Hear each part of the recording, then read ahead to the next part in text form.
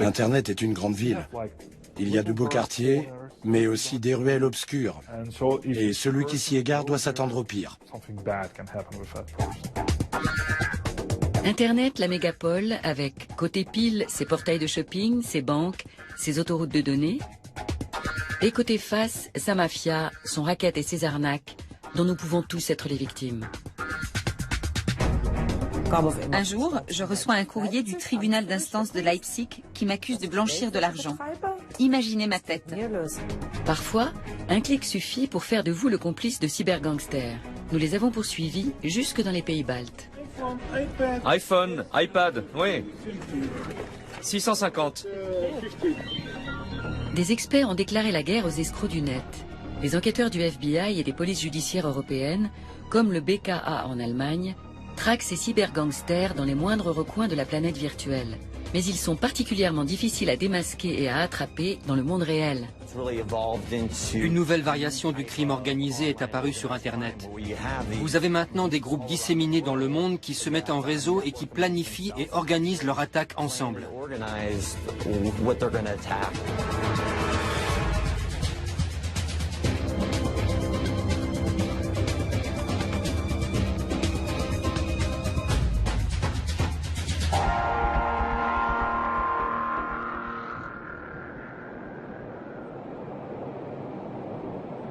La première affaire nous mène à Leipzig.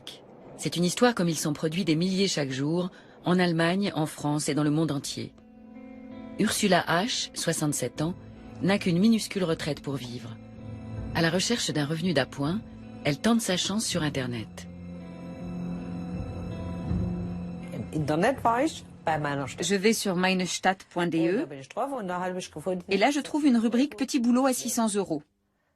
Je clique et l'adresse d'un certain Franco Martini apparaît. Un Italien, ça ne me disait trop rien, mais je décide d'essayer. Je lui écris que je suis intéressée par un petit job à 600 € et lui demande ce qu'il faut faire. Il répond « pas grand-chose, juste ouvrir un compte ». 600 € par mois. Ursula balaye ses hésitations et commet l'erreur de sa vie. Elle ouvre un compte. On lui attribue aussitôt un code PIN et des TAN. Le code PIN est un numéro d'identification personnelle qui sert à s'identifier sur le net. Les TAN sont des numéros d'authentification à usage unique destinés aux virements en ligne. Ensuite, il me demande mon code PIN et mes TAN. Je les lui envoie et il me dit « vous aurez les 600 premiers € dans une semaine ». Je réponds « pourquoi? Je n'ai encore rien fait ». Là, il me dit « pour l'ouverture du compte ». Et il m'explique qu'il en a besoin car il vit en Italie, en Espagne et ne passe qu'occasionnellement en Allemagne. Mais avec le code PIN et les numéros d'authentification, Franco Martini peut disposer à sa guise du compte d'Ursula. Et pour les bandits du net, ça vaut de l'or. Nous avons rendez-vous au quartier général de l'Office fédéral de la police judiciaire allemande, le Bundeskriminalamt, ou BKA, logé dans une ancienne caserne des forces américaines en Allemagne. L'accès au site est hautement sécurisé. Mirko Manske nous attend. Il est commandant de police au BKA et responsable du département cybercrime. L'unité spéciale qu'il dirige est quotidiennement à la recherche d'escrocs du net, où qu'ils soient partout dans le monde, et il nous le confirme, les offres d'emploi à la Franco Martini sont toujours des pièges.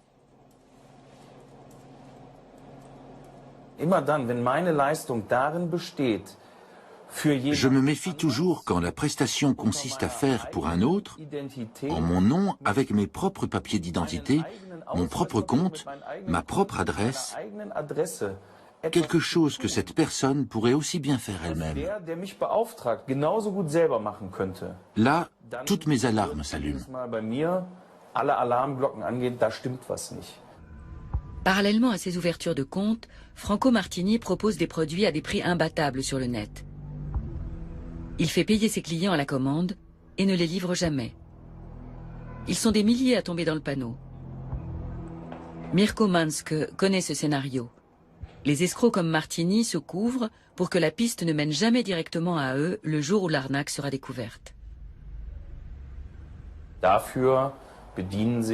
Pour cela, les criminels utilisent de plus en plus de mules, les money mules comme ils les appellent.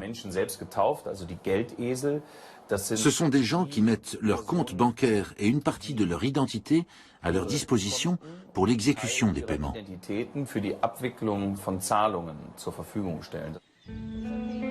Durant 3 jours, c'est sur le compte d'Ursula que les clients de la boutique en ligne de Franco Martini versent leur règlement.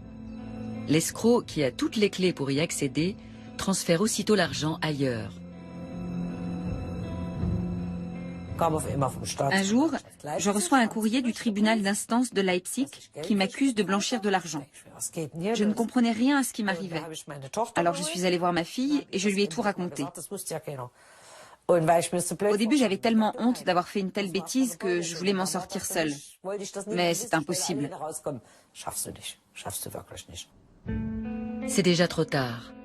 Peu après, la justice rend son verdict. Ursula ne peut même pas se défendre, car il n'y a pas d'audience. Elle est condamnée à une amende de 2 250 €. Elle n'y comprend rien.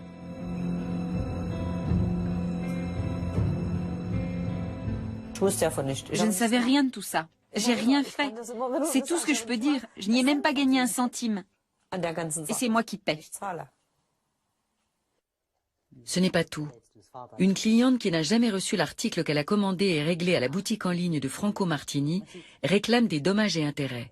Elle porte plainte et obtient gain de cause.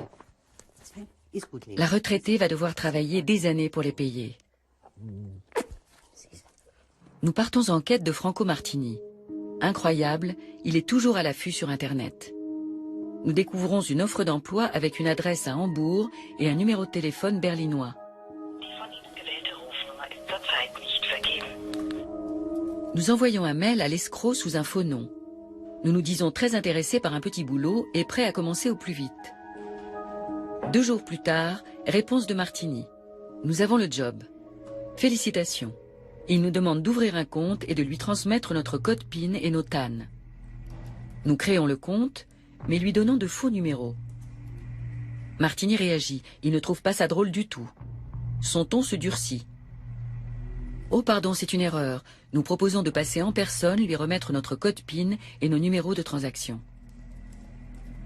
Il répond qu'il est en Sardaigne pour raisons professionnelles et que sa patience a des limites. Oh, quel heureux hasard, notre fille y part la semaine prochaine. Sa réponse est lapidaire, je n'ai pas le temps. Nous lui révélons que nous sommes journalistes et lui proposons une interview anonyme. Quelques minutes plus tard, son adresse e-mail devient introuvable. Martini a disparu dans l'océan des données numériques.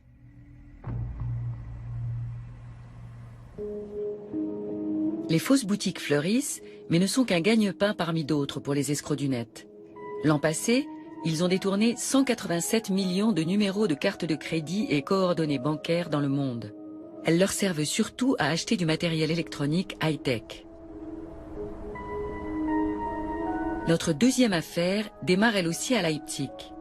Là encore, elle se répète chaque jour sur toute la planète. Pour effacer la trace de leurs achats illégaux, les cybergangsters emploient des agents coursiers. Comme Ursula, Alfred M. est tombé dans les filets de la mafia d'Internet et il s'est retrouvé complice de criminels. Son job, réceptionner et réexpédier des colis contenant des produits payés avec des cartes de crédit volées. Pour lui aussi, tout a commencé par une offre d'emploi alléchante sur le net. Et là encore, la bonne nouvelle ne tarde pas. Dans un allemand étrange, on lui propose de travailler comme représentant au support externe. On lui fait miroiter un salaire de 2 000 € par mois. Il nous a fallu plusieurs échanges téléphoniques pour convaincre Alfred M. de nous raconter son histoire depuis le début. La première fois, il insiste pour nous rencontrer dans une rue très fréquentée. Vous pensez qu'il y a des raisons de craindre ces gens? Oui. Pourquoi? Il y a des millions en jeu. Et on nous l'a appris à l'école. À partir d'une certaine somme, les gens peuvent tuer pour de l'argent.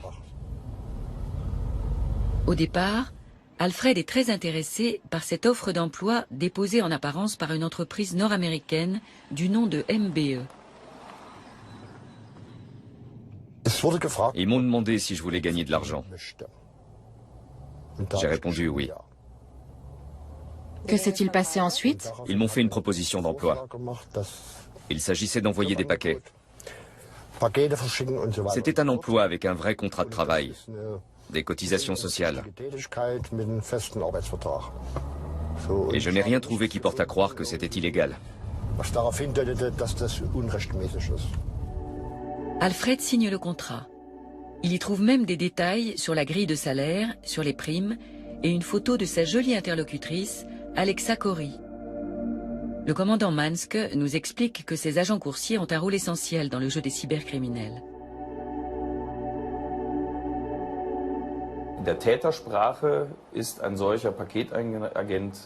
Les escrocs les appellent des drops. Ce sont des personnes chez lesquelles l'on peut déposer, dropper des choses. Ils s'en servent notamment pour acheter des produits coûteux sur de grands portails Internet, le plus souvent de l'électronique ou des vêtements, à l'aide de cartes de crédit acquises illégalement ou de données bancaires obtenues par espionnage informatique. C'est à ces agents qu'ils font livrer leurs commandes. L'employeur présumé, MBE, Mailboxes, etc., est un réseau américain de services postaux qui compte 1400 franchisés dans le monde. Alexa Corey est l'interlocutrice d'Alfred M. et un certain Paul Aragon a signé le contrat au nom de MBE. Nous appelons le siège social de la maison mère à San Diego. Merci de votre appel à MBE, une filiale d'UPS. Que puis-je faire pour vous? Bonjour, c'est Sabrina Zaun. J'appelle d'Allemagne, j'aimerais parler à Paul Aragon. Je suis désolée, vous vous êtes trompé de numéro. Personne ne porte ce nom ici. Ou Alexa Corey? Non plus. San Diego nous répond que ce groupe n'a jamais publié d'annonce pour recruter des agents coursiers. Mais personne ne souhaite s'exprimer officiellement à ce sujet. MBE Allemagne prend quand même position. Ils nous disent savoir que l'on recherche sur Internet des agents coursiers pour le compte de MBE, mais ils insistent, ces offres peu sérieuses n'ont rien à voir avec le système de franchise MBE. Les escrocs ont manifestement usurpé l'identité de l'entreprise sur le web. Ils ont copié à la perfection son nom, son adresse et son site. Ne parlant pas anglais, Alfred M. n'appelle pas MBE, ni aux États-Unis, ni en Allemagne. Pourquoi le ferait-il d'ailleurs? Via Internet, tout marche comme sur des roulettes. On lui livre les colis chez lui chaque jour. Il s'agit d'articles électroniques le plus souvent. Et presque au même moment, son employeur lui envoie par mail le contenu exact des colis, ainsi que des bordereaux d'expédition. Comme on le lui a demandé, Alfred M. emballe plusieurs paquets dans un grand carton sur lequel il colle la nouvelle adresse. Ensuite, de célèbres agences de coursiers passent les prendre. Alfred se souvient que 80% des colis partaient pour l'Estonie.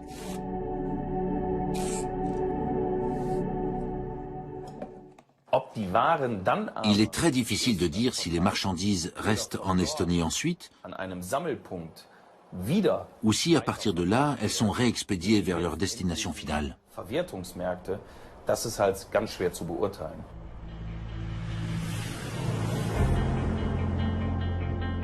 Nous nous envolons pour Tallinn, la capitale estonienne.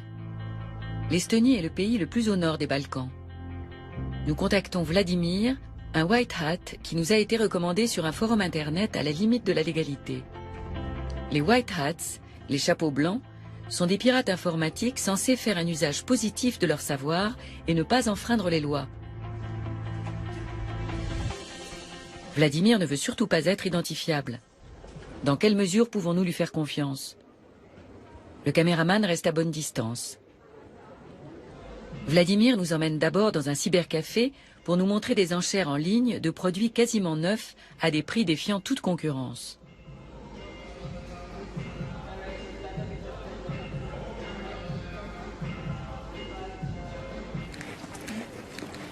Il nous conduit ensuite aux environs de la gare de Tallinn. Les voies sont bordées de halls abritant diverses boutiques.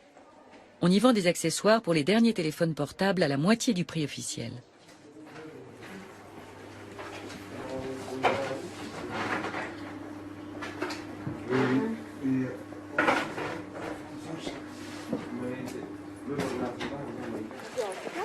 Nous allons maintenant au Balti Yamaturg, le marché de la gare. On y trouve aussi bien des aliments, des antiquités et des reliques de guerre que des produits high-tech.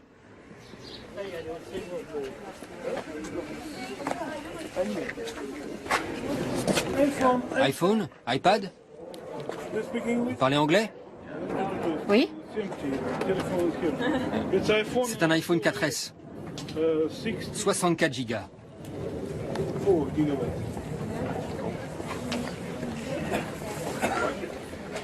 Il coûte 650 €. En Allemagne, ce smartphone vaut au moins 850 € neuf.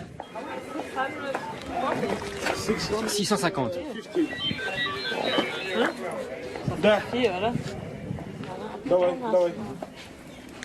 Il est neuf, débloqué. Et il accepte toutes les cartes SIM. L'iPad, il fait combien? L'iPad? 250 €. Il est très bien, il est craqué. Et il y a tous les programmes dedans. Je vais réfléchir. Merci. Ces marchés n'écoulent qu'une partie des produits acquis illégalement, nous dit Vladimir. Ils sont souvent revendus aux enchères sur eBay. C'est ainsi qu'un notebook volé à Paris peut finalement s'y retrouver. Les chances de se faire pincer sont infimes et les programmateurs bien formés ne manquent pas. Les mauvaises conditions de travail et un chômage exponentiel font le reste.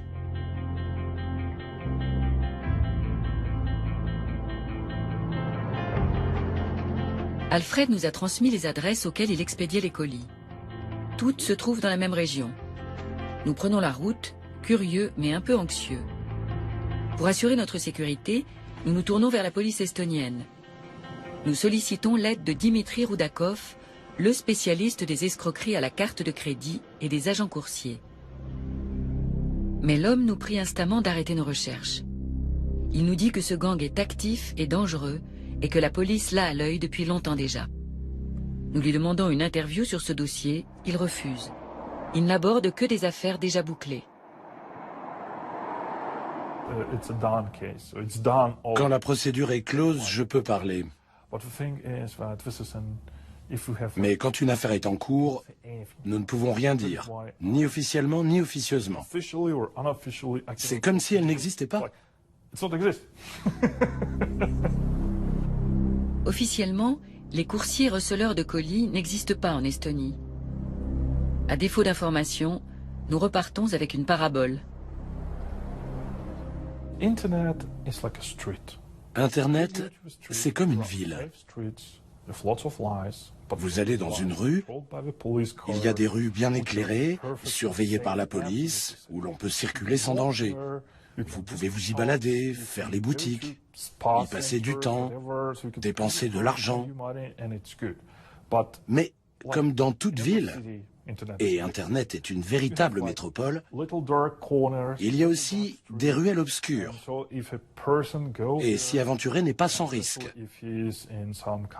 Celui qui s'y égare doit s'attendre au pire.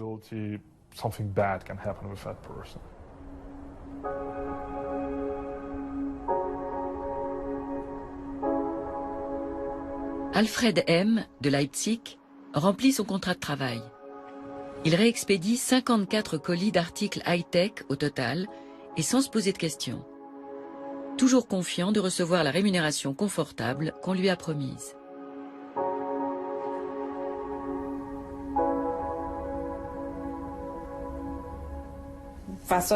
Combien deviez-vous être payé pour cela? Pour chaque colis traité et étiqueté, 25 €. Vous auriez dû recevoir combien d'argent alors? J'aurais dû toucher autour de 3 000 € pour mon travail. Et combien avez-vous eu réellement? Je n'ai jamais rien reçu de cet argent, malgré mon mail de relance. Au lieu de cela, il reçoit un jour un courrier le sommant de payer ou de renvoyer la marchandise. L'Allemand tombe des nues. Les escrocs n'ont pas seulement utilisé son adresse comme boîte à lettres, ils ont également passé des commandes en son nom. Les entreprises lésées réclament des dommages et intérêts. J'ai écrit à Rewe et KitKong que c'était une affaire de cybercriminalité et que je n'avais pas de quoi payer actuellement. Où aurais-je trouvé l'argent? Je ne peux pas payer. Alfred affirme n'avoir rien commandé. Mais en mars 2012, le parquet le condamne à une amende de 50 fois un taux journalier de 10 €. Et les frais du procès sont à sa charge.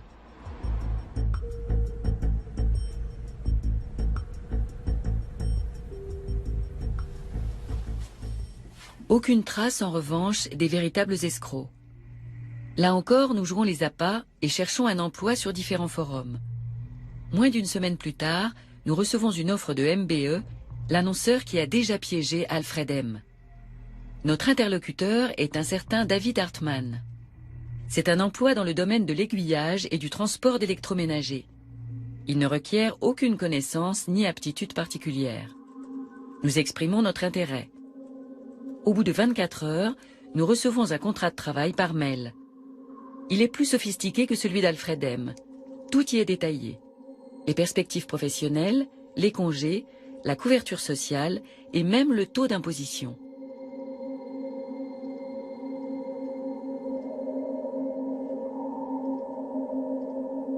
Salaire de base, 2 000 €. Les différentes tâches à accomplir sont décrites sous forme de schéma.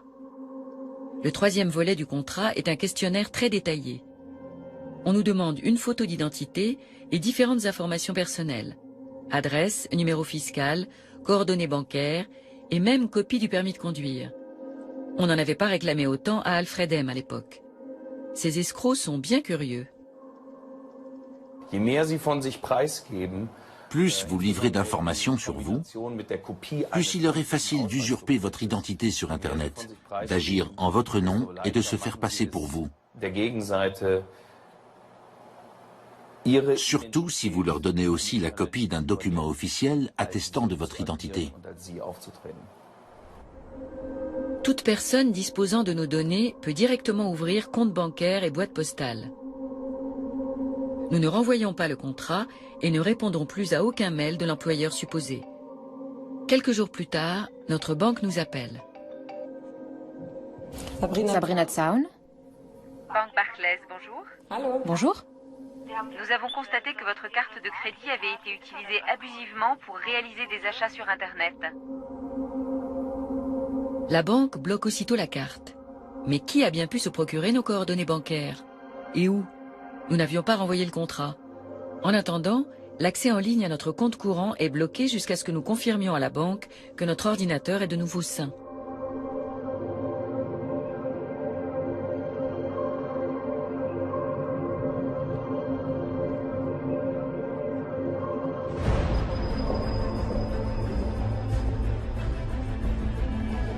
Nous nous en remettons à Bernhard Breuil. Il est de ces experts qui passent leur temps à chasser et éliminer virus informatiques, vers et chevaux de Troie.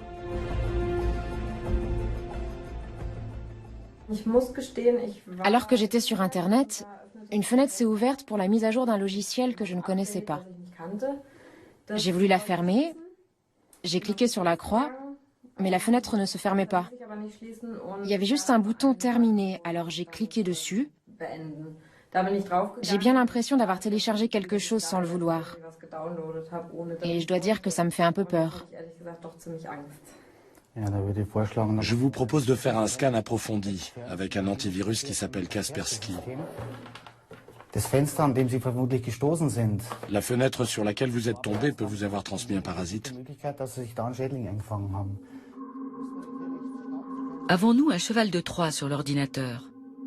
Un cheval de Troie est un programme d'espionnage qui permet de subtiliser des mots de passe. En utilisant ces logiciels, les escrocs voient sur quelle touche nous tapons, quel caractère ou quel chiffre nous utilisons. Vous avez souvent des clients complètement paniqués? Oui, c'est avec ça que je gagne ma vie. Je vois de tout. Du type qui dit « je vais balancer mon ordi par la fenêtre » à l'étudiante en pleurs parce que son ordinateur est bloqué avec son mémoire dedans et qu'elle n'a pas fait de sauvegarde. Généralement, ceux qui ont été victimes de hameçonnage en faisant des opérations bancaires et se sont fait vider leur compte n'emmènent pas large. Ils veulent juste qu'on leur nettoie tout ça discrètement. Je vois ça souvent chez des personnes d'un certain âge. Bernhard Breuil trouve 5 dangereux chevaux de Troie dont certains déguisés en logiciels de sécurité. L'expert doit sauvegarder toutes nos données, puis réinitialiser le PC. Il lui faudra plusieurs heures pour éradiquer ces parasites. En revanche, ces programmes d'espionnage sont faciles à glisser dans un ordinateur. Démonstration avec Mirko Manske de la police judiciaire allemande. En quelques clics, c'est fait.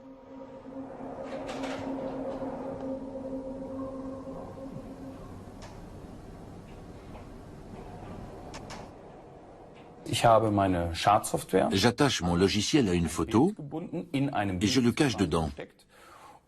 Ensuite, je poste cette photo sur une plateforme d'échange gratuite. La voilà. Plus qu'à attendre qu'on la consulte. Je vais donc faire en sorte que Madame Zaun télécharge la photo. C'est tout simple. Je cherche son profil sur Facebook et j'écris quelque chose sur son mur. Un texte court qui se réfère à la photo et va attiser la curiosité. Le message apparaît sur la page Facebook que nous avons créée pour l'occasion. Un seul clic sur l'image suffit. Le logiciel malveillant s'installe à notre insu. Sur mon serveur de contrôle, Madame Zaun apparaît en tant que test 1. Et désormais, nous voyons à peu près tout ce qu'elle fait sur son ordinateur.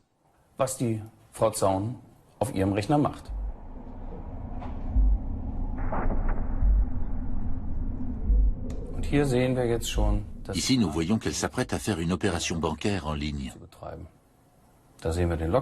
Voici son login, puis son mot de passe avec un espace entre. Je visualise chacune des touches sur lesquelles elle tape.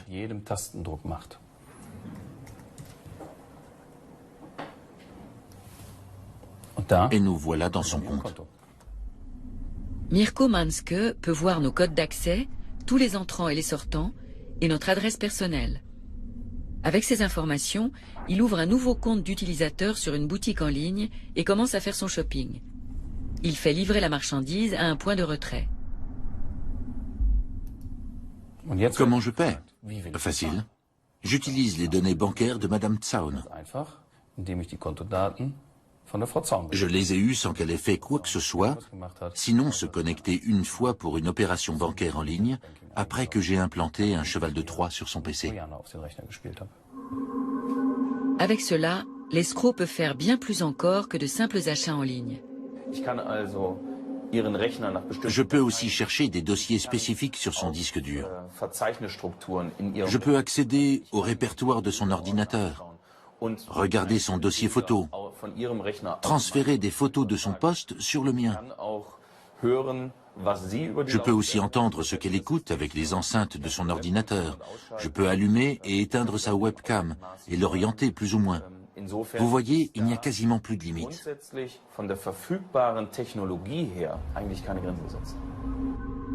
Même les ordinateurs de la CIA et du Fonds monétaire international ont déjà été espionnés par le passé. Et aujourd'hui, on pirate aussi bien les téléphones portables que les ordinateurs pour voler des informations. Des particuliers, mais aussi de plus en plus d'entreprises en sont victimes. En Allemagne, 2/3 d'entre elles ont déjà perdu des informations confidentielles. C'est le deuxième pays le plus touché après les États-Unis et avant la France. À Dublin, la société de sécurité informatique Symantec possède un centre ultramoderne pour traquer et neutraliser les programmes malveillants à l'échelle mondiale. 750 personnes y travaillent. Avant d'entrer dans le laboratoire à virus, nous devons déposer ordinateurs, portables, clés USB et tout autre support de données. Orla Cox, directrice sécurité, jette un coup d'œil au flux de données internationaux. C'est ce qu'elle appelle la pulsation de l'Internet. Ce réseau est constitué de 240 000 capteurs répartis sur plus de 200 pays et 180 millions de systèmes dans le monde. Nous découvrons 15 000 nouvelles menaces par jour. Comme il n'est pas humainement possible d'en observer et d'en analyser une telle quantité, nous avons créé des systèmes d'analyse automatique.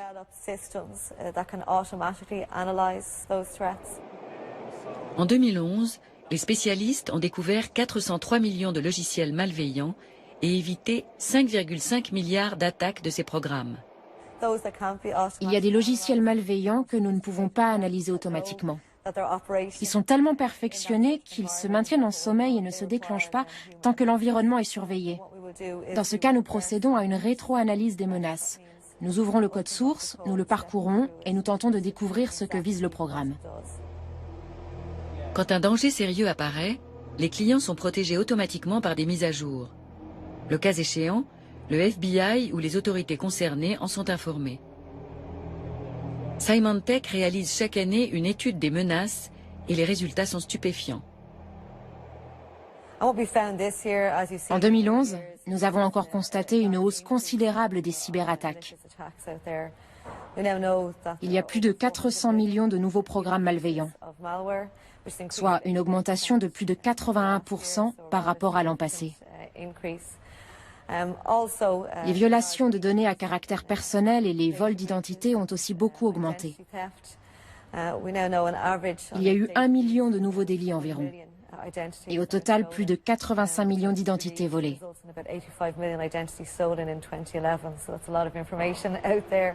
L'Allemagne est particulièrement touchée. Cette année, l'Allemagne est première sur la liste des victimes de programmes malveillants en Europe. Les dommages liés à la cybercriminalité s'élèvent à 24 milliards d'euros. C'est une perte considérable pour les Allemands.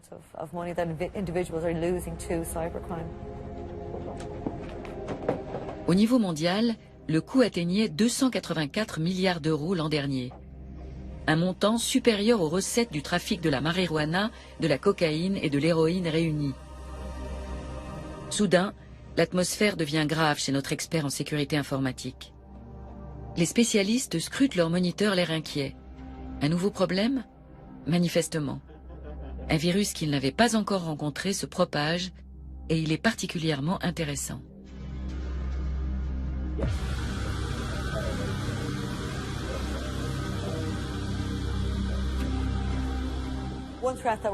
L'un des logiciels que nous observons et analysons en ce moment s'appelle Flashback. Il ne s'attaque qu'aux Mac.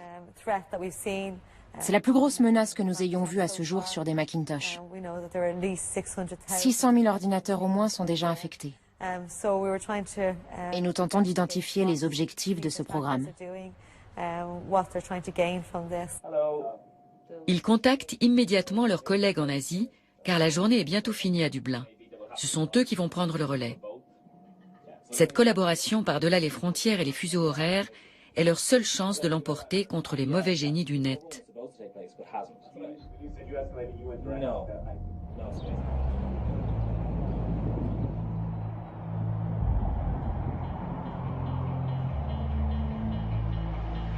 Nos cyber-enquêteurs de la PJ allemande, Mirko Manske, et son adjoint Stefan Mettin, rendent régulièrement visite à leurs collègues du Secret Service et du FBI.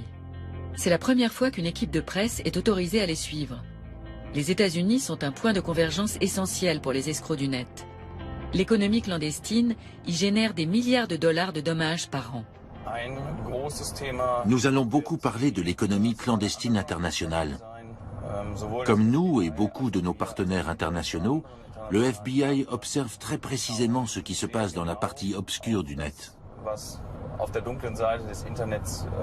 Ça tient à la fois du marché noir et du bistrot, je dirais. Et l'on peut tout acheter dans cette économie clandestine. Des coordonnées de cartes de crédit volées, des comptes bancaires, des comptes eBay, PayPal, Amazon et Facebook corrompus. Mais aussi des serveurs proxy, des botnets, c'est-à-dire des centaines d'ordinateurs détournés pour 70 à 100 euros. Premier rendez-vous, le United States Secret Service. Bien dissimulé derrière ses hauts murs, l'USSS est une agence gouvernementale chargée de la sécurité du président des États-Unis et réputée pour l'excellence de ses agents de protection rapprochés. On connaît moins ses activités en matière de lutte contre la criminalité financière. Depuis des années, les cas d'escroquerie informatique et aux cartes de crédit sont en hausse.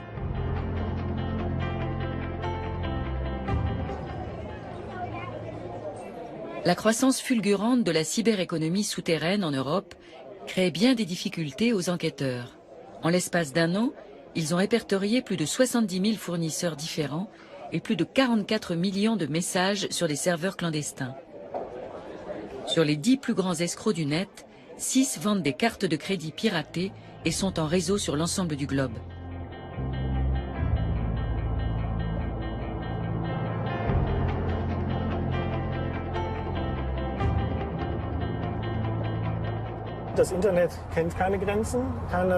Internet ne s'arrête pas aux frontières géographiques, mais le droit, si. Chaque pays se heurte aux limites de sa législation. Par exemple, si les Américains constatent qu'un serveur qui propage des logiciels malveillants ou recueille des données corrompues se trouve en Allemagne, ils ne peuvent pas simplement y aller et dire « on retire les données du serveur ». Ils sont obligés de contacter les autorités allemandes dans le cadre d'une commission rogatoire et de leur demander une sauvegarde préalable des données qui sera réalisée par le BKA, la police judiciaire allemande, pour ce type de délit.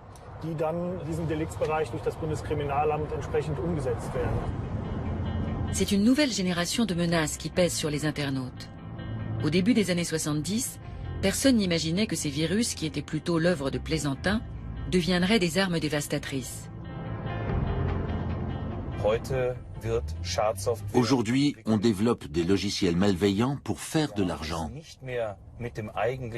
Nous n'avons plus affaire aux programmateurs eux-mêmes, mais à des clients de ces programmateurs qui utilisent de manière frauduleuse ou criminelle les logiciels qu'ils ont créés.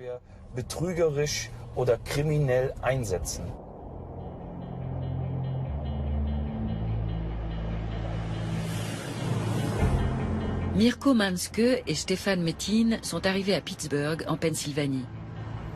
Les enquêteurs ont rendez-vous avec des agents du FBI pour parler de cette nouvelle forme de crime organisé. Qui est ciblé par ces commanditaires de logiciels malveillants? Banques, grandes entreprises, instances gouvernementales, toutes aujourd'hui sont dans la ligne de mire. Au même titre que tout internaute qui effectue des opérations bancaires en ligne et utilise des réseaux sociaux. Le nombre de terminaux exposés augmente lui aussi. Outre les ordinateurs, les notebooks et les netbooks, désormais les escrocs s'attaquent aussi aux smartphones et aux tablettes. Aux États-Unis, le FBI est chargé de lutter contre les crimes dits fédéraux, qui regroupent notamment le terrorisme, le trafic de stupéfiants et la criminalité en col blanc. Mirko Manske et Stefan Metin ont rendez-vous avec l'agent spécial J. Keith Mularski, le spécialiste de la cybercriminalité.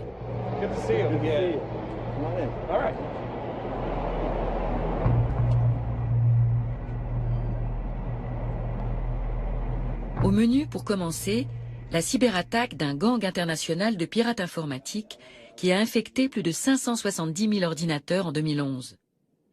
Chaque poste touché était redirigé automatiquement vers d'autres pages Internet. Le FBI a réussi à démanteler le réseau de hackers.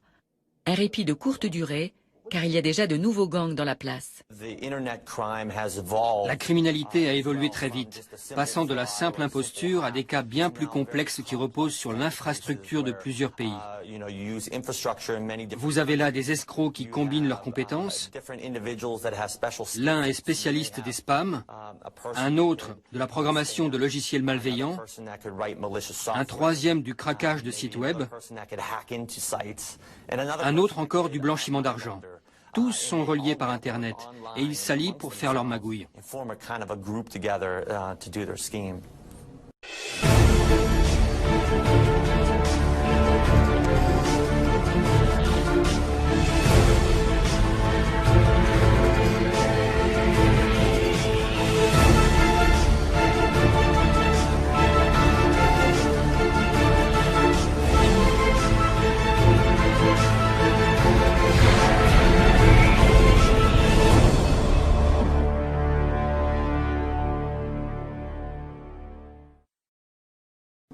Ils se retrouvent sur des plateformes spécialisées pour y discuter ou négocier entre eux logiciels malveillants ou cartes de crédit fraîchement volées. Ils se notent même les uns les autres, comme le font acheteurs et vendeurs sur eBay. Ceux qui ont acheté des services auprès de tel ou tel escroc donnent leur avis. « Hey, le produit de ce gars est vraiment bien !» c'est un bandit de première classe, un type réglo. Tu peux être sûr d'en avoir pour tes $5 000. Il y a même de la publicité dans la cyberclandestinité. Si vous voulez sortir du lot parmi 20 gars qui vendent des cartes corrompues, il faut faire de la pub, comme dans le business réel. Sur l'Internet des criminels, tout est comme dans le vrai monde des affaires. Il y a des vendeurs, des fabricants, des prestataires de services. C'est un marché juteux, mondial et 100% anonyme. Les enquêteurs ne peuvent confondre les gangsters que si ces derniers commettent une erreur. Alors, Mirko Manske et ses collègues guettent patiemment les ratages des bandits qu'ils attirent en se faisant passer pour des escrocs. Ils tentent de gagner leur confiance en chattant avec eux.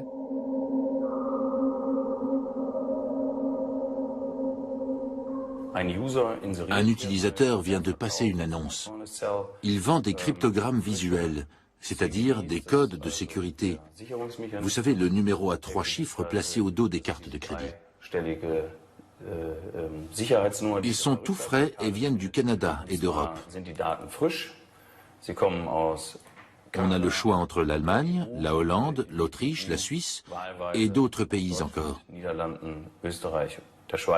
Ces codes sont tous accompagnés de la date de naissance du propriétaire de la carte, ce qui est nécessaire désormais pour beaucoup de transactions. Et voilà les tarifs. Une carte de crédit volée avec ses données confidentielles se vend autour de 10 € pièce. Si Mirko Manske les achète par lot, il aura même droit à un tarif dégressif. Le commissaire allemand prend contact avec le vendeur. En général, cela se fait via des chats gratuits. Je commence par lui dire qu'il est un escroc.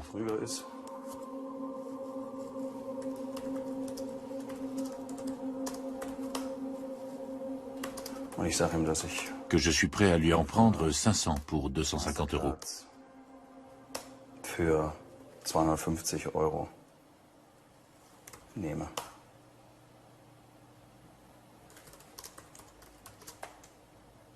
Ah, ok. 500 pour 500.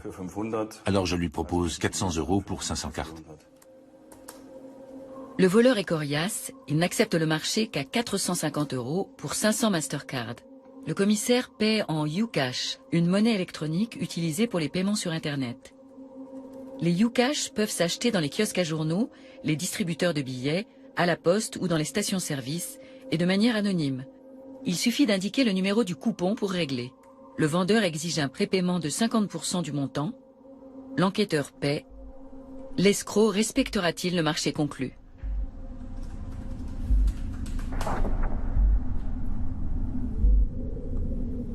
L'affaire marche. Mirko Manske reçoit un fichier texte aussi anodin que son contenu est stupéfiant. C'est un listing de 500 numéros de carte bancaire avec le nom, l'adresse, le code de sécurité et la date de naissance des détenteurs. Et il y a bien un expéditeur, mais impossible de le localiser. Dans la cyberclandestinité, il existe des hébergeurs dits bulletproof, c'est-à-dire des entreprises qui hébergent des serveurs dans des zones grises, échappant à toute réglementation, donc quasiment insaisissables. Pour cela, ils utilisent notamment le fast flux, une technique qui permet de changer en permanence le lieu d'hébergement d'un site. Au moment où je regarde une page, elle est hébergée aux États-Unis. 2 minutes plus tard, elle peut être hébergée en Allemagne. Ensuite, en Asie par exemple. Et 2 à 3 minutes plus tard encore, en Amérique du Sud. Quelques clics suffisent pour franchir plusieurs frontières. Ces possibilités techniques compliquent terriblement la tâche des enquêteurs. Ainsi, le FBI et Interpol ont mis 8 ans à confondre Quendrim Dobruna, l'un des plus grands pirates de cartes bancaires qui a longtemps figuré sur la liste des personnes recherchées.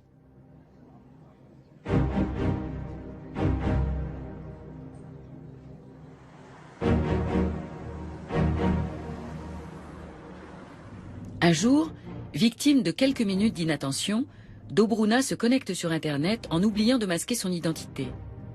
Le Bundes Kriminalamt s'en aperçoit et réagit aussitôt. La police prend d'assaut l'appartement qui abrite l'ordinateur.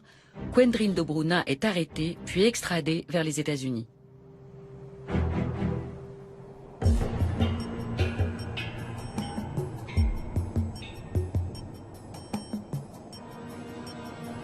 Pour enquêter sur la face obscure du net, le FBI a créé l'Alliance nationale pour la cyberanalyse et la cyberformation. La NCFTA est chargée de coordonner l'action du gouvernement et du secteur privé en matière de lutte contre la cybercriminalité. Le racket moderne fait appel à ce que l'on appelle des botnets. Bot vient du terme robot et désigne des programmes qui peuvent contrôler ou attaquer plusieurs ordinateurs en même temps. Salut Eric, ravi de te retrouver. Vous êtes toujours les bienvenus, merci. Nous avons apporté pas mal de choses intéressantes. Parfait, regardons ça. Les botnets, ces réseaux d'ordinateurs contrôlés par des pirates à l'insu de leurs utilisateurs, font surgir du néant des armées cybernétiques capables de paralyser les sites web d'administration ou d'entreprise. L'Allemagne est numéro 2 en Europe pour le nombre d'ordinateurs aux mains de botnet masters. Ces réseaux font l'objet d'âpres négociations. Les programmateurs véreux qui les créent les vendent aux plus offrants avec les coordonnées complètes des propriétaires des postes piratés. Manifestement, ils ne vendent pas que des cartes de crédit, mais toutes sortes d'identités volées, par exemple, beaucoup de comptes PayPal et eBay. Nous voyons quelques portefeuilles Google aussi. Pourquoi n'utilisent-ils plus les plateformes traditionnelles? Je crois que c'est notamment parce qu'ils ont peur des policiers qui rôdent sur les forums. Et probablement aussi pour ne plus avoir à payer d'intermédiaires. C'est sûr qu'en se débarrassant de l'intermédiaire, ils empochent davantage. Et ils échappent à nos coups de filet. Tout à fait. Allons au laboratoire. Le FBI épluche chaque jour les plateformes Internet des escrocs.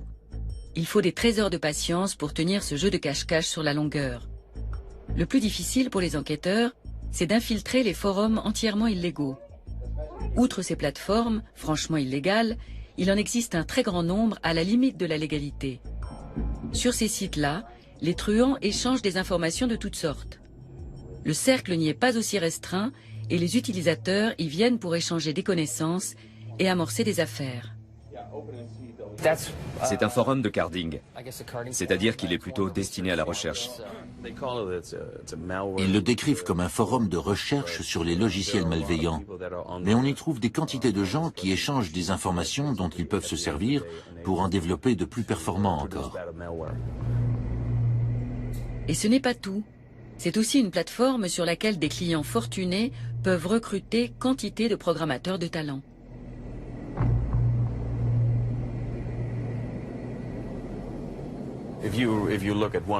Voici un exemple de post qui revient régulièrement. Fruit Rat version 06. Il s'agit d'une sorte de logiciel de maintenance à distance qui permet d'accéder à un ordinateur tiers, mais cache en réalité un dangereux cheval de Troie. Il y a là un gars qui a écrit son propre logiciel de maintenance à distance en langage Java. Ça lui permet d'accéder à tous les ordinateurs sur lesquels il sera installé et d'en faire ce qu'il veut. Dans un premier temps, le pirate tente de prendre le contrôle du plus grand nombre d'ordinateurs possible avant de les vendre à d'autres escrocs. L'affaire elle-même ne se fait jamais sur ces plateformes, mais dans des cyberespaces exclusifs.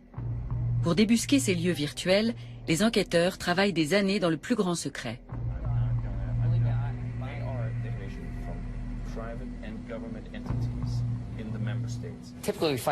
Généralement, ce sont nos méthodes d'investigation habituelles qui nous mettent sur la piste de ces forums d'escrocs. Aux États-Unis, nous avons des agents infiltrés. Et puis nous avons d'autres sources d'informations, comme les gens que nous arrêtons et qui font partie de ces forums. Bref, c'est le travail classique de la police.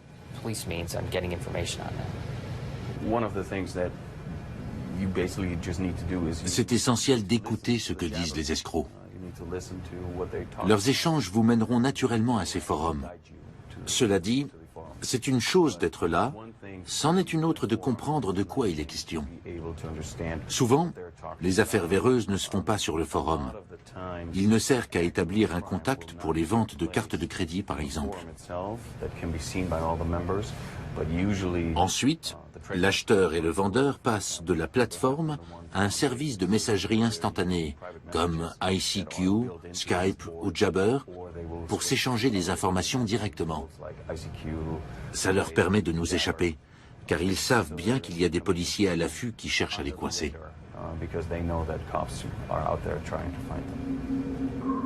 Mais même dans les cyberespaces accessibles aux enquêteurs, il se crée de plus en plus de forums secrets où les gangsters négocient les fameux botnets.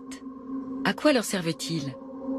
Les ordinateurs infectés se prêtent très bien au DDoS, les attaques au déni de service, qui visent à rendre un service indisponible. Lors de ce type d'agression, les ordinateurs commandés à distance bombardent de requêtes un même site internet simultanément. Ce flot de données surcharge la page et finit par la bloquer. Mirko Manske nous cherche un vendeur. Dans ce message publié hier, un certain Darkman propose un programme DDoS. Il est très stable et c'est une version de base qui peut provoquer des attaques par déni de service.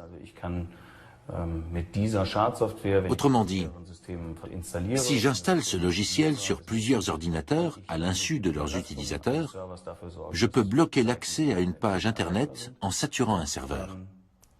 C'est déjà compris dans la version de base et je peux commander différentes options en plus. Le vendeur indique une adresse Internet. Elle conduit l'enquêteur à une plateforme sur laquelle on peut envoyer et recevoir des messages de manière anonyme. Le commissaire et l'escroc commencent à discuter.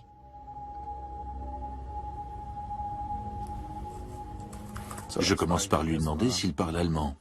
Il parle allemand.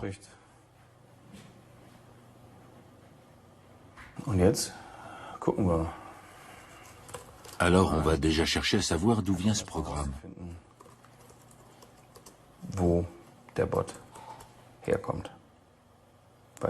Car si c'est un vendeur qui se contente de commercialiser le logiciel d'un autre, c'est moins intéressant que quelqu'un qui code lui-même.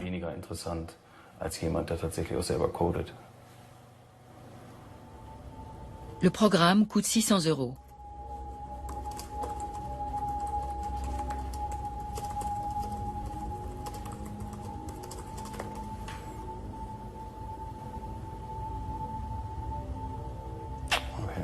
Ok, il ne se dévoile pas vraiment. Ok.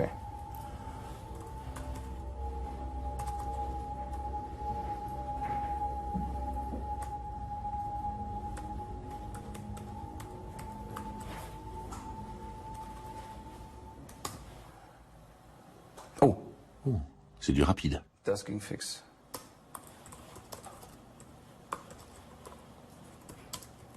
So, jetzt gucken wir mal. Voyons ça. Ja. Ah, le voilà. Da ist eine Le fichier fait 5 mégas et il s'appelle Backend. So, die hätte ich Je gerne. le prends. Mirko Manske va vérifier si ce programme est assez puissant pour paralyser le site de la police judiciaire allemande en le bombardant de requêtes. Momentan ist Le site du BKA est encore accessible. BKA.de noch erreichbar, Voyons s'il y a moyen de changer ça. ändern können. Dazu würden wir jetzt Nous allons lancer une attaque DDoS. Angriff starten.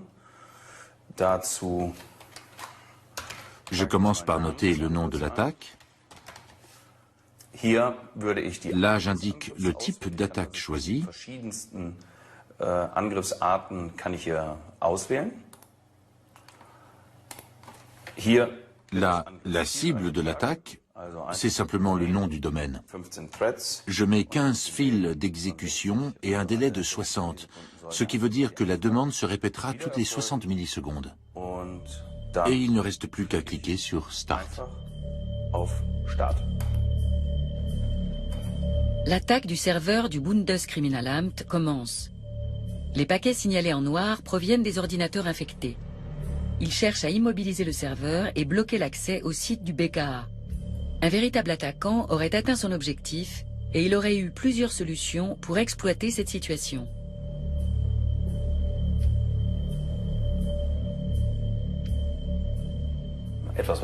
Nous rencontrons très souvent des cas de racket numérique.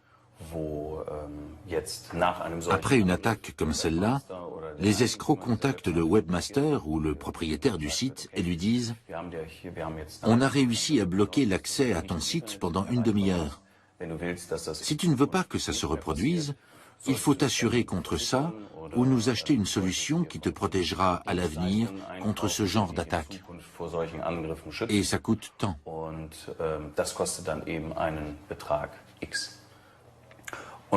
Tiens, c'est intéressant. Tout à l'heure, vous m'avez demandé si l'on pouvait interrompre l'attaque. Je l'ai fait, mais les bots ne font pas ce que je leur ai demandé. Heureusement, dans ce cas, il s'agit d'un simple essai dans un cadre restreint.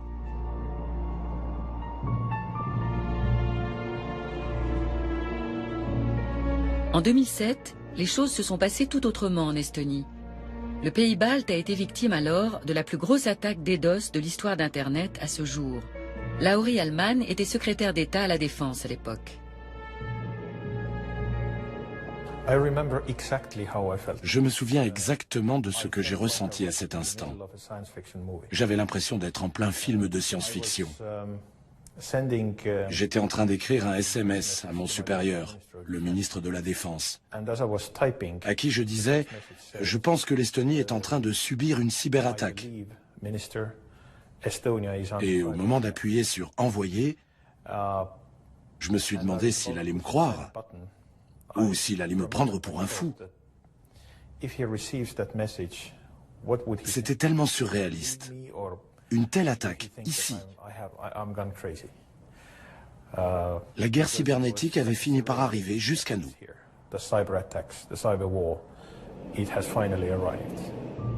Les effets de cette cyberagression sont dévastateurs. Les banques, les administrations, les médias et même les hôpitaux sont touchés. Les requêtes à l'origine de l'engorgement du serveur proviennent de points disséminés sur toute la planète. Les Estoniens ne comprennent absolument pas ce qui se passe, d'autant plus que leur État est doté d'un système informatique ultra-moderne depuis son indépendance.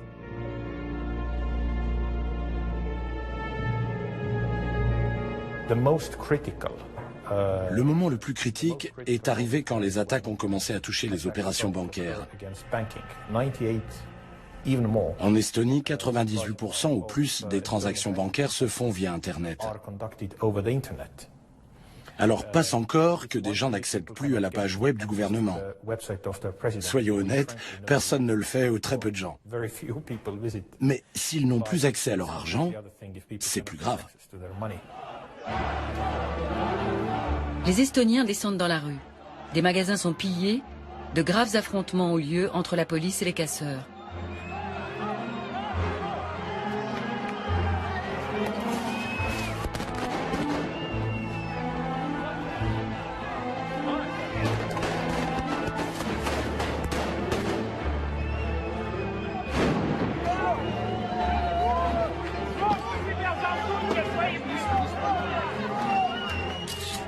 Dans le plus grand quotidien estonien, le Postimees, tout est sans dessus-dessous.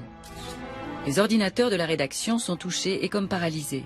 Une situation inédite pour le directeur général Erik Rose et un grand défi pour ses journalistes. Tous travaillent non-stop pour informer leurs lecteurs.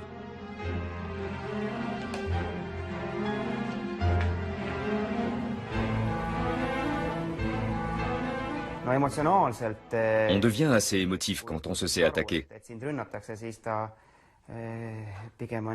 Je pense que l'on ressent à peu près la même chose que Bruce Willis dans le film Die Hard 4, Retour en enfer, qui décrit une situation identique.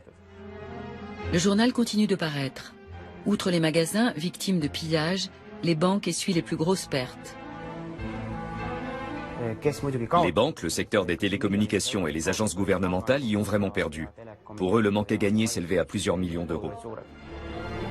Mais jusqu'ici, les banques préfèrent taire l'ampleur des dégâts. Nous avons rendez-vous avec le chef de la sécurité de la banque SEB. Une attaque comme celle-là pourrait-elle se reproduire? Absolument. Les attaques de ce type peuvent se reproduire à tout moment. La question n'est pas tant de savoir si, mais quand elles vont avoir lieu. Les motivations des attaquants ne sont pas forcément politiques. Elles peuvent être économiques ou d'un autre ordre. Mais ce type d'agression est très facile à mettre en œuvre et il y en aura forcément d'autres. Reste à savoir quand. D'où l'attaque provenait-elle? Était-elle l'œuvre d'un individu ou l'action concertée d'un groupe? Ces questions ne sont pas encore toutes élucidées. En revanche, il est clair que cette offensive a servi d'avertissement pour tous.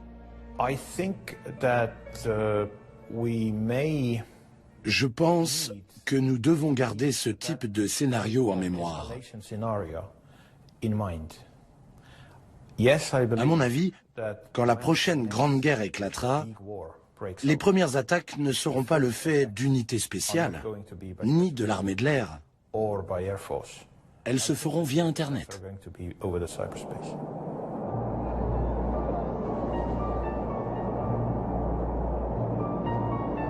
Les gangsters qui s'activent sur la face obscure du net sont souvent intelligents et ils déploient des trésors d'énergie. Des organismes d'enquête comme le BKA ou le FBI ont développé de nouvelles stratégies pour découvrir leur tour de passe-passe et cela commence à payer.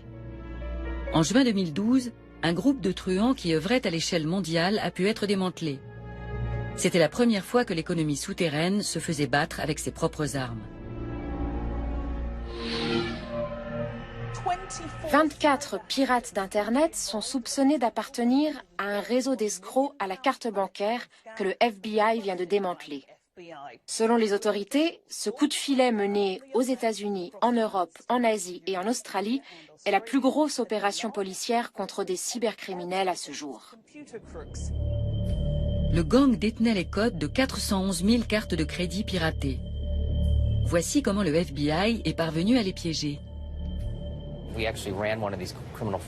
Nous avons administré l'un de ces forums pendant 2 ans. Durant cette période, nous avons beaucoup appris sur leur façon d'opérer et sur ce qu'il fallait savoir pour administrer ces plateformes. Nous avons bien profité aussi du fait qu'ils se faisaient régulièrement la guerre entre eux ou entre forums et se pirataient mutuellement. Souvent, ils publiaient tout cela sur des sites ouverts à tous. Cela nous a permis temporairement de voir de près comment tout cela fonctionnait. Et ça nous a été fort utile. Le FBI a retiré sa plateforme de la toile au moment des arrestations. Depuis, l'ancienne page d'accueil du forum Carder Profit est tapissée de ses emblèmes. Cette enquête a permis pour la première fois d'en savoir plus sur ces escrocs totalement anonymes jusque-là. Voici l'un des accusés, tout juste sorti de la salle d'audience. Il s'agit de Mir Islam, 18 ans, connu sur Internet sous le nom de Josh the God. Mir Islam vit dans le Bronx new-yorkais. Ses parents sont originaires du Pakistan. Lors de son arrestation, il détenait les numéros et coordonnées de 50 000 cartes de crédit. C'est un policier infiltré qui l'a débusqué. Le FBI a aussi piégé son acolyte, un truand de 19 ans qui aurait proposé à l'enquêteur de lui céder des cartes de crédit contre une caméra et $250 en espèces. Ces escrocs ont des points communs. Beaucoup sont très jeunes au départ, ils sont curieux et veulent essayer eux aussi. Certains abandonnent au bout d'un moment, car ils s'aperçoivent que ce n'est pas leur truc. Mais d'autres gagnent tellement d'argent qu'ils continuent et sont même très enclins à transmettre leurs connaissances. Le FBI estime que ce démantèlement a permis d'éviter jusqu'à 200 millions de dollars de dommages et de protéger au moins 400 000 victimes potentielles. Les arrestations ont été opérées dans 13 pays différents, dont l'Allemagne. Les détenus risquent jusqu'à 40 ans de prison. Une victoire qui couronne 2 ans d'enquête.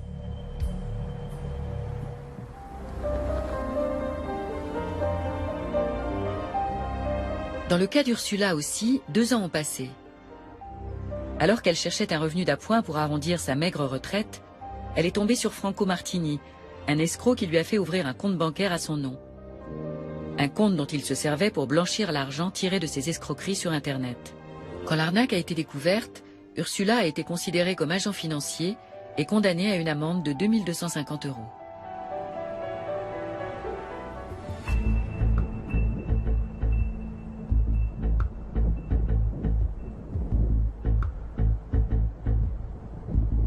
Plusieurs mois plus tard, le truand Franco Martini commet une erreur.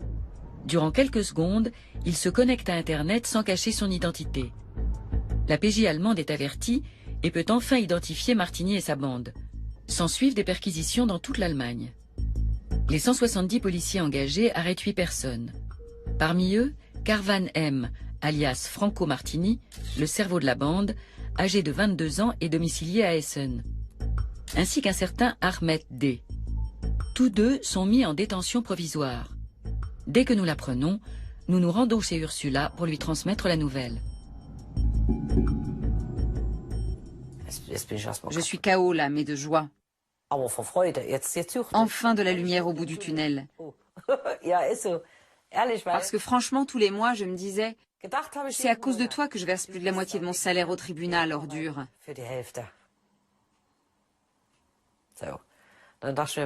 Où est-ce que tu te caches?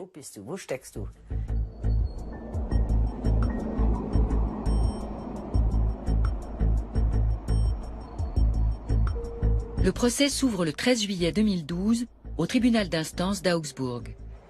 C'est la première grande procédure judiciaire contre des cybercriminels en Allemagne. Les 4 principaux accusés sont inculpés d'escroquerie en bande organisée, de menaces et d'incitation à la violence physique.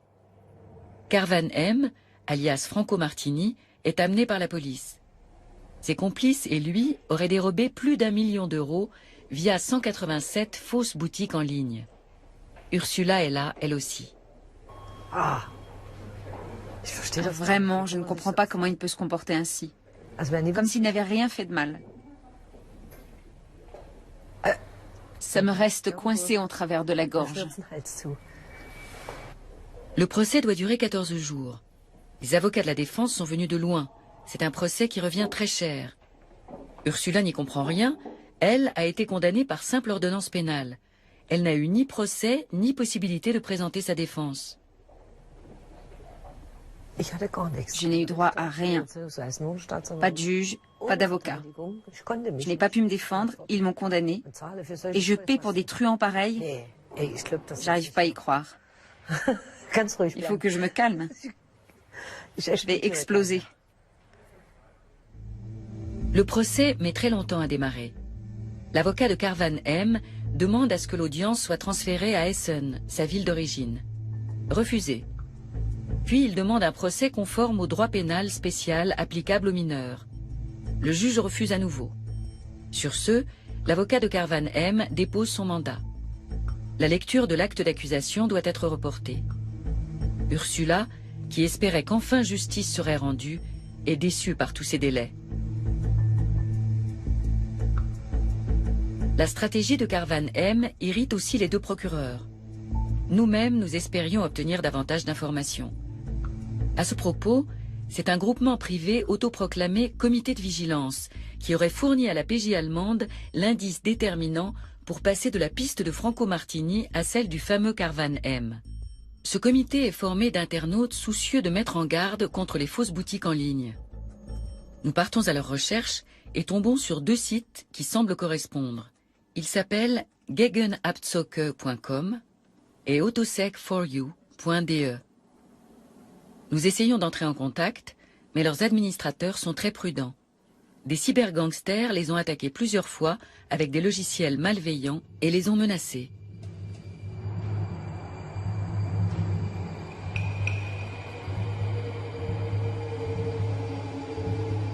Le comité de vigilance refuse de nous parler. Nous laissons des messages en nous recommandant de connaissances communes. Peu après, un initié nous contacte depuis Berlin. Sa tactique, comme celle des administrateurs du forum, consistait à se faire passer pour un acheteur auprès des escrocs. Il commandait des articles high-tech auprès de Martini & Co et se faisait envoyer les coordonnées bancaires du compte sur lequel faire les virements. Dès qu'il les avait, il les transmettait à la police et aux banques qui gelaient les comptes. Les criminels n'avaient alors plus accès à leur argent et la mule, l'agent de transfert, perdait tout intérêt pour eux.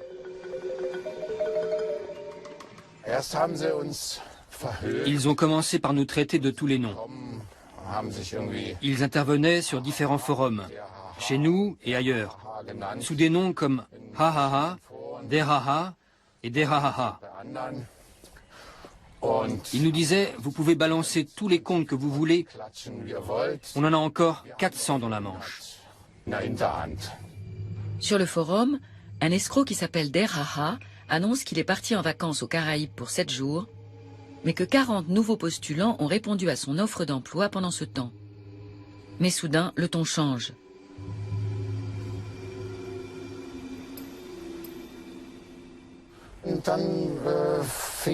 Ils ont commencé à nous menacer.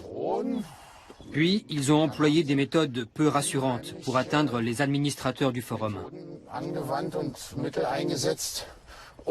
Et ils en ont effectivement identifié un, qu'ils ont menacé personnellement.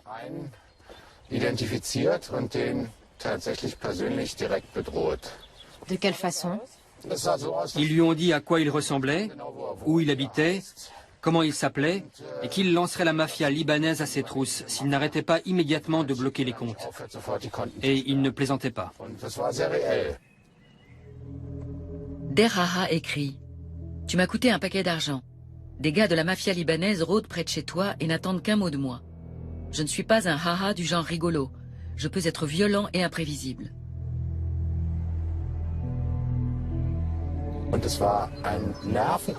C'est devenu très éprouvant nerveusement quand nous avons compris que ces truands étaient vraiment sans scrupules, qu'ils étaient capables de mettre leurs menaces à exécution.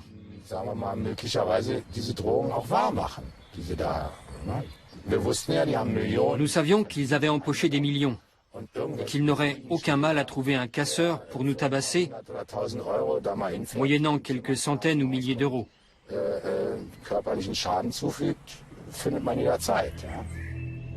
Notre initié se retrouve lui aussi dans le collimateur des cyberescrocs.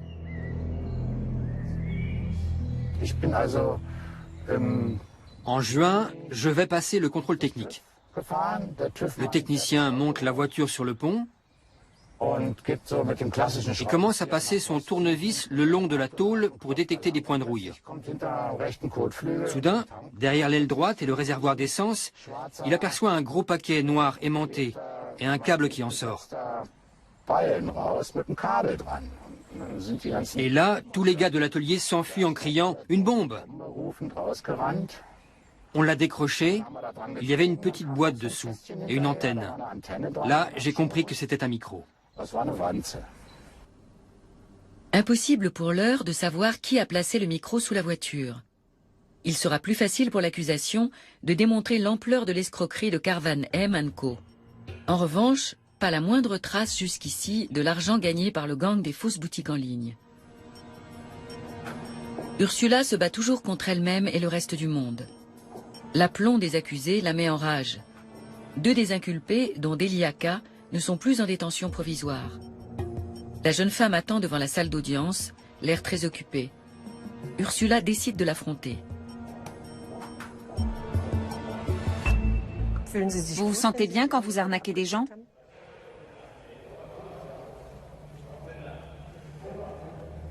Certainement.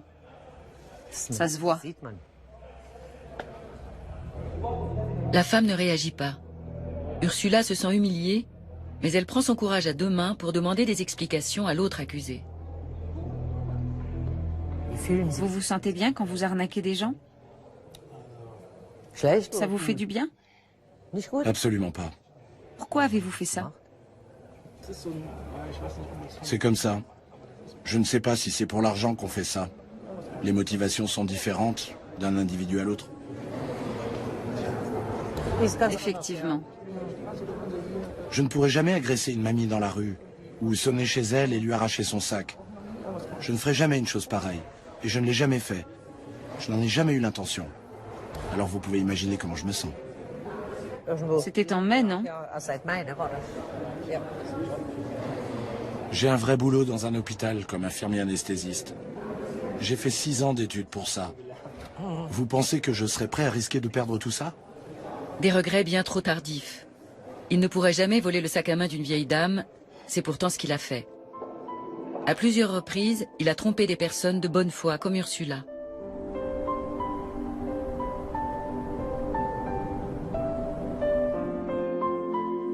Tous les matins, cette retraitée de 67 ans s'extirpe de son lit avant le lever du jour et se prépare pour aller travailler. Ursula vit dans la hantise que d'autres victimes lui réclament des dommages et intérêts, mais c'est une battante.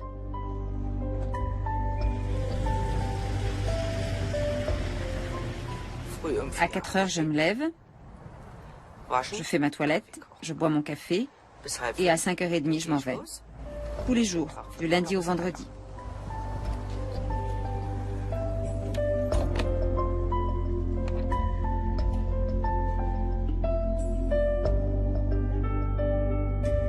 Le procès d'Augsbourg s'étale sur 8 semaines. Nicolas R, Delia K et Ahmed D passent aux aveux. Seul le chef du gang, Karvan M, reste muet. Le jugement est prononcé le 21 août. Delia K, 30 ans, est condamné à 1 an et demi de détention avec sursis. Nicolas R écope de 2 ans avec sursis et Ahmed D de 4 années de détention. Karvan M, alias Franco Martini, est condamné à 7 ans de prison, mais il annonce aussitôt qu'il va faire appel. Ces peines sévères ont pour but de montrer aux cybercriminels qu'ils n'échapperont pas à la justice, mais aussi d'encourager les victimes à porter plainte. Cela suffira-t-il à stopper la folie des fausses boutiques en ligne? En suivant une information reçue d'un anonyme, nous tombons sur 8 nouveaux magasins du même type dont les prix défient toute concurrence. Nous y achetons un appareil photo. A priori, nous pouvons payer à réception. Mais on nous demande finalement un prépaiement sous le prétexte de tentatives d'escroquerie trop nombreuses ces derniers temps. Nous virons l'argent et n'entendons plus parler du vendeur. Et l'appareil pourtant payé, nous l'attendons toujours.